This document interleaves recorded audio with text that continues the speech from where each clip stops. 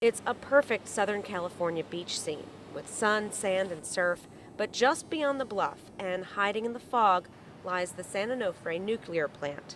It's something that you don't want to think about, but I mean, I'm aware that it's over there and that it's could possibly be very dangerous at some point in time. But it's more of the beach is here and that's over there. Southern California officials say the plant will shut down safely in an earthquake and that the seawall can withstand a tsunami. But with one seismic fault running about 5 miles out to sea and the monster San Andreas fault just a few miles inland, residents aren't so sure. And they're saying this 10-foot wall is going to hold a tsunami, but I think differently. I think that tsunami's going to go right on over that wall. And that's for sure, especially if it's a big one. And with the backdrop of the nuclear reactors, which are large, very large structures, it does look, I'm sure it does visually look small, but it is a large structure. It is designed to meet whatever historical tsunami could be created based on what we know about the seismic activity in this area.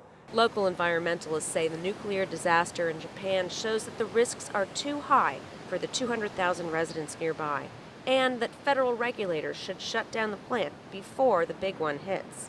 We know it's coming, and it's going to be bad enough with earthquakes and tsunamis, and we just want to eliminate the nuclear factor as soon as possible now. But there's a trade-off. The plant provides power for 500,000 people in Southern California without emitting any greenhouse gases. San Onofre represents an incredible resource of providing, again, safe and reliable and clean greenhouse gas emission-free power to our customers. HEADRICK says the country needs to wean itself off nuclear power and fossil fuels at the same time.